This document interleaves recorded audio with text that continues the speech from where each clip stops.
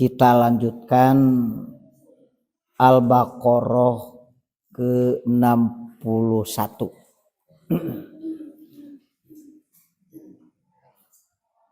Penamaan surat itu pertama ada yang diambil dari lafadznya, kedua ada yang diambil dari maknanya, dan ketiga ada yang diambil dari lafadz dan makna. Satu contoh, nama surat Al-Kafirun itu diambil dari ayatnya, Qul ya ayyuhal kafirun. Itu diambil dari lafadz.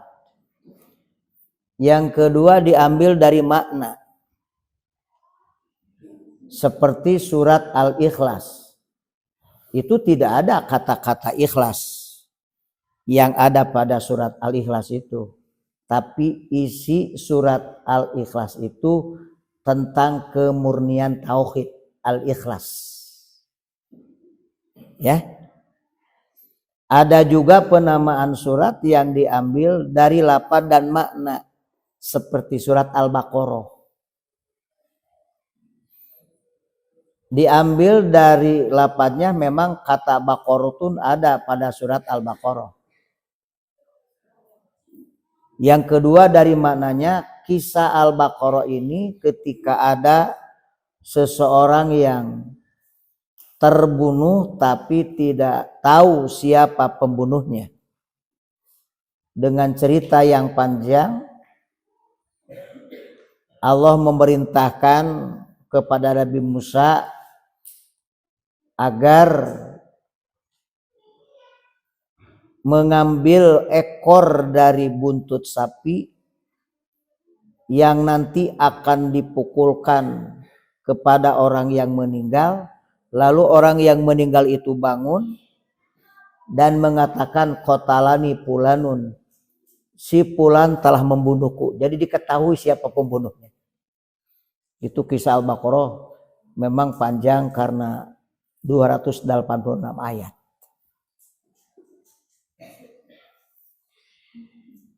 Di Al-Baqarah 61 ini menggambarkan betapa tak pernah puas dalam kehidupan itu. Setelah diberi satu ingin dua, setelah dua ingin tiga. Itu tidak ada ujungnya. Dan itu menjadi bagian karakter dari orang-orang Bani Israel. Nah, siapapun orang yang karakternya sama, itu tentu tidak boleh diikuti karakter-karakter itu. Jadi tidak pernah merasa puas. Nah, itu sebabnya banyak orang yang kepuasannya kadang disandarkan kepada materi, kepuasannya disandarkan kepada kekuasaan. Ada orang yang kepuasannya disandarkan kalau punya materi, ia tenang. Bila tidak punya materi, galau. Ada orang materinya banyak tapi tak pernah puas bila tak punya kekuasaan. Itu tidak sedikit orang seperti itu.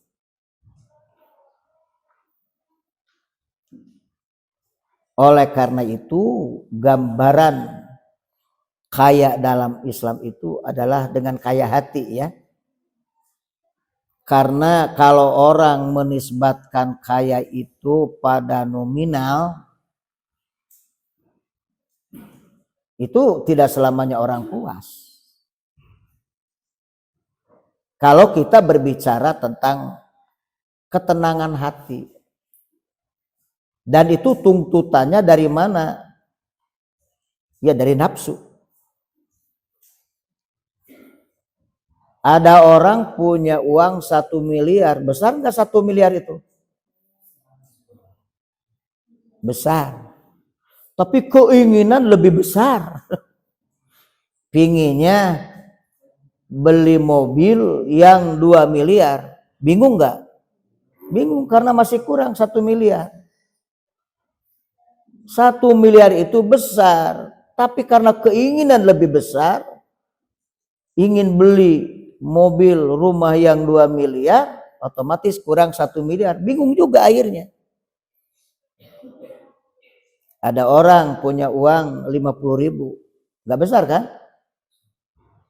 Tapi keinginannya hanya ingin beli bubur.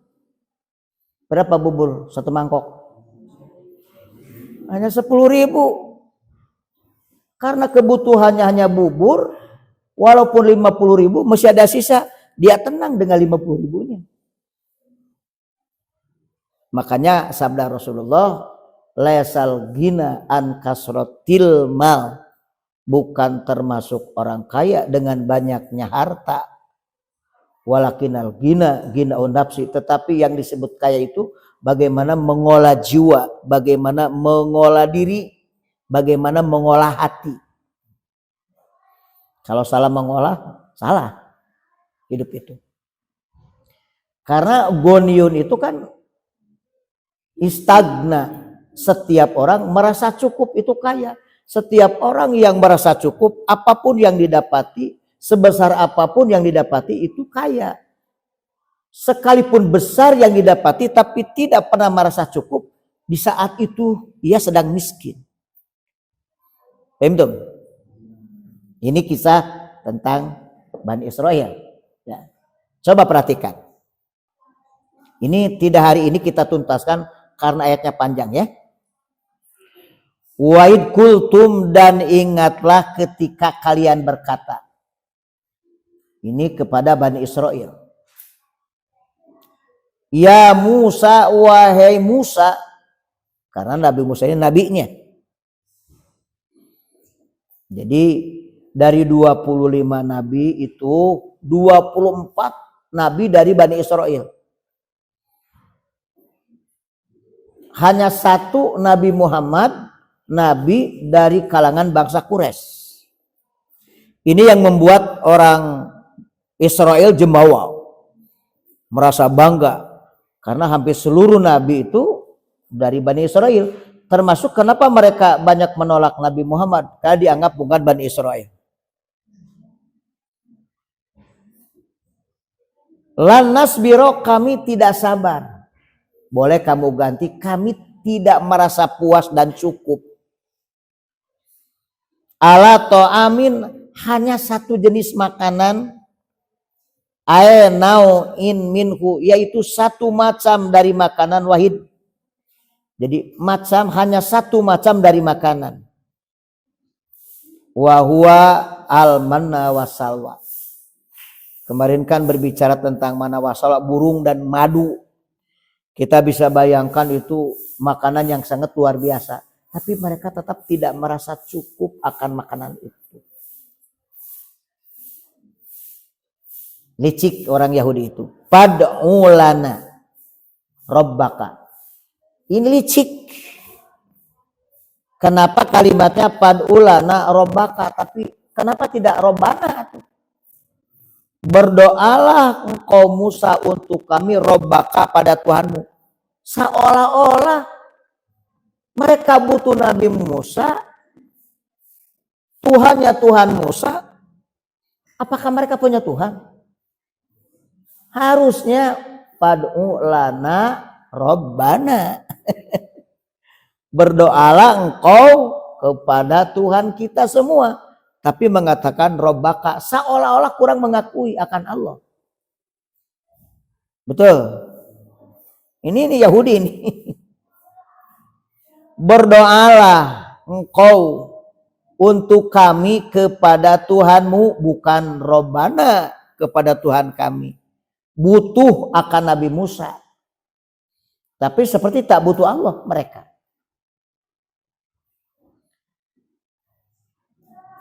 Yukhrij, agar Allah mengeluarkan lana untuk kami sayaan sesuatu, mimma tumbitul ardu, sesuatu di mana tunbitu tumbuh al ardu, di muka bumi. Min itu min lil bayan. Min sebagai bayan, penjelasan. Apa yang tumbuh pada bumi itu yang mereka inginkan. Bakliha, nah ini mim bakliha, ingin sayur mayurnya, tambahan nih. Wa kisaiha, ingin timunnya. Wa pumiha, ingin bawang merahnya. Tapi di sini wa pumiha maknanya adalah hintotaha atau hintotiha kalau ada min, dari gandumnya yang sudah ditepung. Wa adasiha, dari kacang adasnya. Wa basoliha, dan bawang merahnya. Ini permintaan yang dipinta oleh Bani Israel kepada Nabi Musa. Cik atuh tong nu kieu deui atuh kahayang mah ingin we atuh lebih. Da karena kitu dikasih hati, minta jantung diberi 1, minta 2 diberi 2, minta 3, terus enggak ada ujungnya keinginan manusia itu. Seperti juga Bani Israil. Qala, Nabi Musa menjawab lahum, kepada mereka.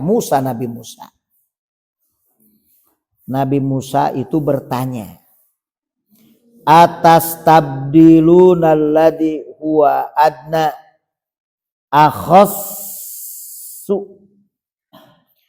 apakah kamu meminta ganti, di mana ganti yang kamu minta itu adalah huwa adna, lebih rendah, akhassu, lebih hina. Padahal mana wasalwa, burung puyuh dan madu dan burung puyuh dan madu itu sudah jauh luar biasa. Kenapa kamu meminta yang lebih rendah? Lamun pipilih wae aya urang Sunda sok aya kalimat nya koteplak menang nu pecak. Mun kamu milih barang ieu salah wah sakitu aralus tungtung mah menang na teh nu goreng. Nya karena terlalu banyak kicau. Terlalu bertele-tele, terlalu banyak permintaan. Engke meunangna teh lain nu halus. Malah yang jelek. Kok kenapa kamu meminta ganti dengan yang lebih buruk, lebih jelek dari 2 makanan yang diberikan tadi, yaitu mana wasawa, burung puyuh, begitu juga madu. Itu luar biasa, itu makanan yang istimewa.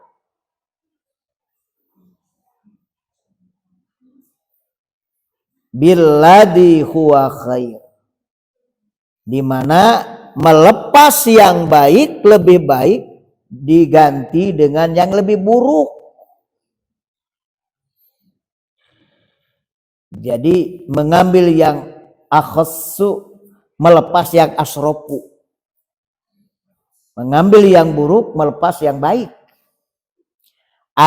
Atakhudunahu badalahu, apakah kamu akan mengambilnya sebagai penggantinya, di mana mengambil yang buruk, melepas yang baik. Wal hamzatu, hamzah yang ada pada atas tabdiluna itu namanya lil inkar. Pertanyaannya pertanyaan inkari. Jadi ada pertanyaan tak perlu jawaban.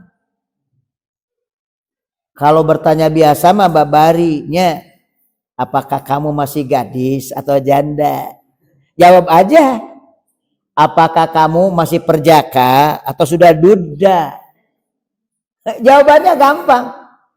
Aku sudah duda. Aku masih jejaka. Aku masih gadis. Aku sudah janda. Ada pertanyaan tidak perlu jawaban, tapi menuntut perubahan sikap. Karena inkar pertanyaan tadi. Seperti ada contoh, si kabayan kalau tidurnya kesiangan terus. Tuh si kabayan. Dulu si Kabayan, sekarang banyak santri begitu. Ada santri begitu. Bangunnya siang terus ditanya. Kabayan. Jam berapa lihat? Jam berapa lihat? Nanya lain. Si Kabayan bangun. Udah, mak. Jam 10, mak. Ibunya sudah tahu jam 10. Tapi kenapa bertanya kepada si Kabayan? Bukan bertanya. Itu pertanyaan tidak menuntut jawaban. Menuntut perubahan sikap. Manya sarawaya jam 10. Itu kan? Betul. Ini pertanyaan inkar. Marah Allah ini. Apakah kamu ingin meminta ganti yang lebih buruk? Tak perlu dijawab. Kenapa sikapmu seperti itu? Dan banyak dalam Al-Quran. Nanti dalam ilmu balaghah, kamu sering mendengar gak yang disebut dengan tajahulul arif? Tajahulul arif itu pura-pura tidak tahu. Kalau pura-pura tidak tahu, bukan tidak tahu. Tahu.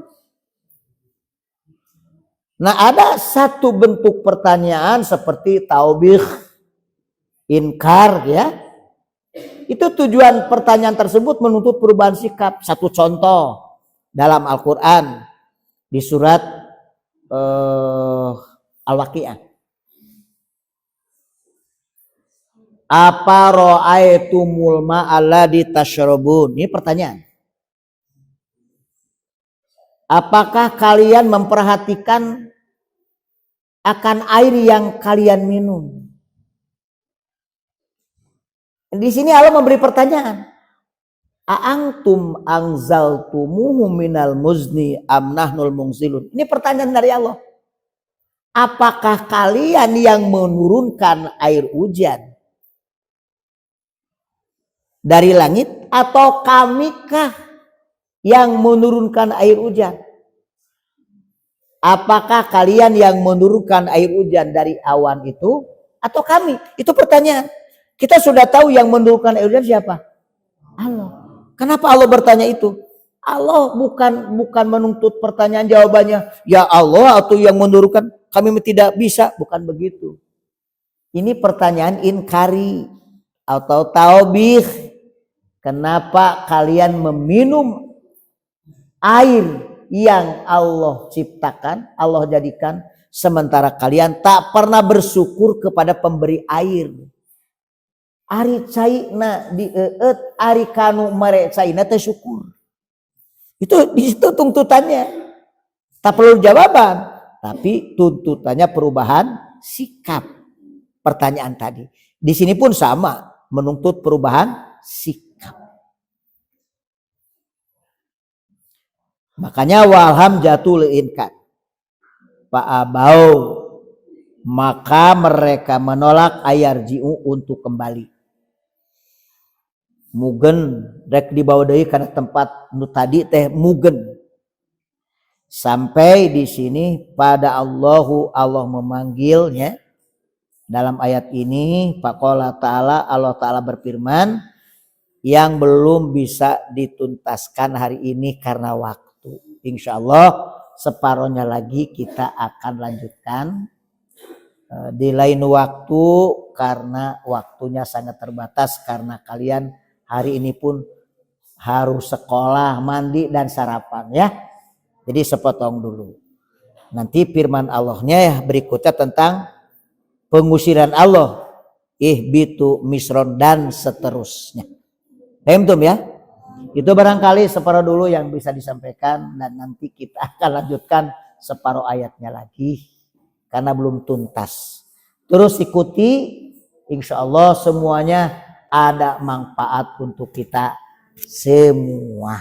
Kalau kita selalu memakai slogan ikhtiar yang maksimal harus ya, tetapi ma layudroku kuluh layutroku kuluh, apa yang tidak terkejar semuanya tak boleh ditinggalkan semuanya.